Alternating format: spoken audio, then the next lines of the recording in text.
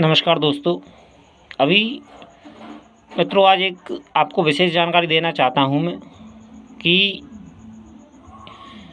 आजकल साधक तंत्र मंत्र में पढ़ के कुछ ज़्यादा ही काल्पनिक हो चुका है और जाने क्या क्या समझ बैठता है कल्पना में ही अपनी ही कल्पना में जाने क्या समझ बैठता है और जाने क्या क्या सोचने लगता है और कैसी कैसी मुसीबतों में फंस जाता है। अभी मेरे पास में कई दिन से अभी ताज़ा वर्तमान में 3-4 दिन में मेरे पास में करीब नहीं तो 4-5 कॉल आ चुकी हैं डेढ़ फुटिया और मुंजा साधना की। एक मुझसे मुंजा साधना का विधान मांग रहा था और वो उसने मुझे यह भी बताया कि 3 दिन मैंने मुंजा साधना 1-2 दिन की थी और 3 दिन का उसका विधान यूट्यूब पे है मौजूद कि 3 दिन का विधान है और उस साधक को सिद्ध नहीं हुआ था 3 दिन में। तो मित्रों उसने मुझसे संपर्क किया कि भाई मुझे मुंजा साधना का विधान बता दो। तो मैंने उससे कहा ठीक है, उससे मेरी जो भी बातचीत हुई तो मित्रों और 4-5 कॉल मेरे पास में डेढ़ फुटिया की आ चुकी हैं कि डेढ़ फुटिया आपके पास में यदि कोई संपर्क में है या फिर आपके कोई जानकार में है तो हमको ट्रांसफ़र सिद्धि चाहिए। तो मित्रों सबसे पहले तो इस चीज़ को समझ लो कि सिद्धि ट्रांसफ़र जैसी चीज़ें होती हैं, ऐसी बात नहीं है नहीं होती हैं लेकिन करता नहीं है कोई।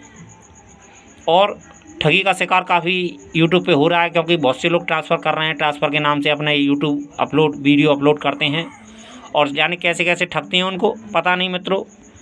तो मित्रों पहली बात तो ये है कि ट्रांसफ़र सिद्धि कोई करता नहीं है और दूसरी बात कि यानी कैसी कैसी कल्पना में फंसा पड़ जाता है आदमी, यानी कैसी कैसी कल्पनाओं में फिर आदमी उपाय ढूंढता हुआ डोलता है और बड़ी बड़ी मुसीबतों में। अभी एक व्यक्ति तो मुझसे ऐसा संपर्क में आया मित्रों कि उसने अपने घर वालों से बिगाड़ ली और 35,000 रुपये उसने मुझे उसने बताया कि उसने किसी से आज से 2016 में 35,000 रुपये लिए थे उसने 2,000 रुपये रोज़ पर 35,000 रुपये उसने 2,000 रोज़ पे लिए थे।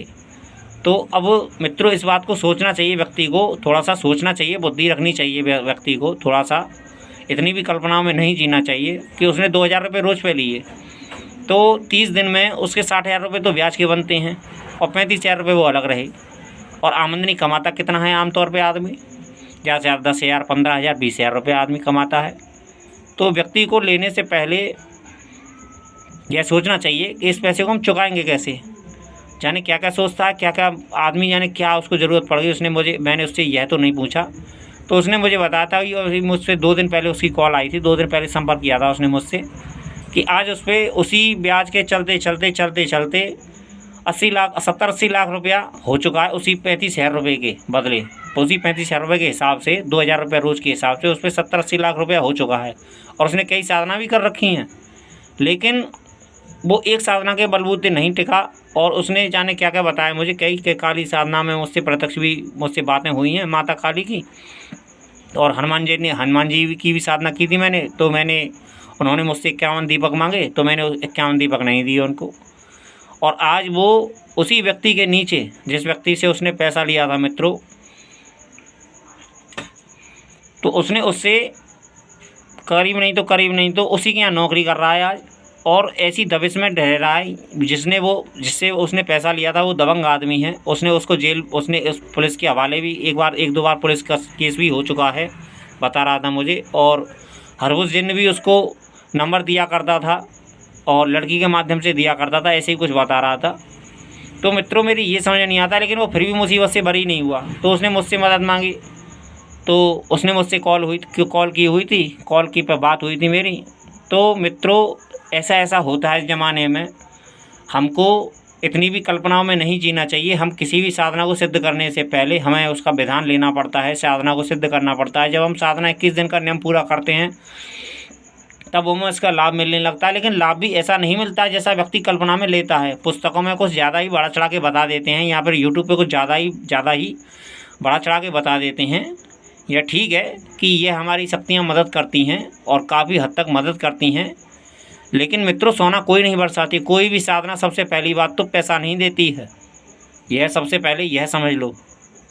और यदि ऐसी भी कुछ शक्तियां हैं जो हमको पैसा ला के दे सकती हैं या फिर कुछ ऐसे भी विधान हैं जो हमको पैसा लाके दे सकते हैं या फिर सोना चांदी लाके दे सकते हैं, लेकिन उन साधनाओं के बदले में हमें क्या कीमत चुकानी पड़ती है साधनाओं को, इस बात का शायद साधक को अंदाज़ा नहीं है कि हमें क्या क्या कीमतें चुकानी पड़ती हैं उसके बदले में।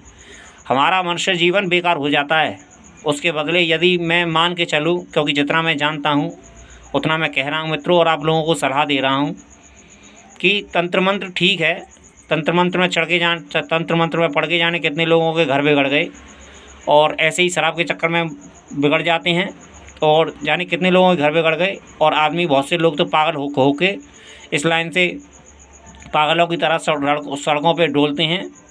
तो मित्रों, मैं यही कहूँगा कि यूट्यूब पर जितनी भी जानकारी है, कुछ जानकारियाँ सही हैं, ऐसी बात नहीं है कि सभी जानकारियाँ गलत हैं, लेकिन हमको इतनी भी कल्पनाओं में नहीं जीना चाहिए कि दिन रात हमारे पास में सोना का अथाह भंडार हो जाएगा, या फिर सोना चांदी के हम राजा बन जाएंगे, या फिर अकूत संपत्ति आ जाएगी हमारे पास में किसी भी साधनाओं करके। तो ऐसा नहीं सोचना चाहिए। ये मूर्खता है, और ये निखालस मूर्खता है, और केवल मूर्खता है।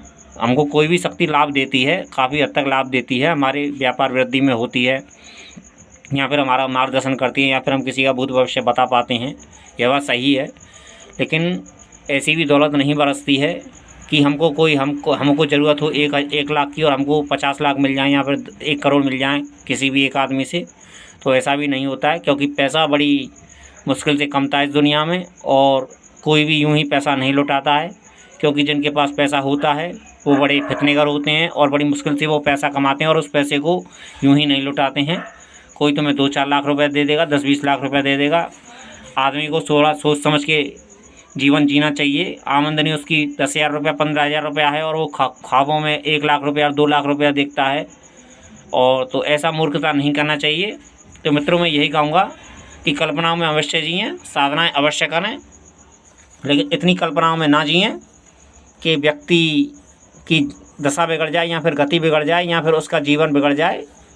मैं यही कहूँगा कि साधना अवश्य करें, और साधनाओं में सफलता मिलती है, लेकिन सोच समझ के इतना कल्पनाओं में ना जिए कि उसका जीवन बर्बाद हो जाए। और आज वो काफ़ी बंदिश में है व्यक्ति, और काफ़ी परेशानियों का सामना करना पड़ रहा है उसको। तो मित्रों, मैं यही कहूँगा कि खुशी रहो, सुखपूर्वक रहो, और हो सके तो सभ्य जीवन जियो, और सादा जीवन जियो, और मर्यादा में जीवन जियो, और मनुष्य का क्या अर्थ है, मनुष्य के हिसाब से जियो। धन्यवाद मित्रों।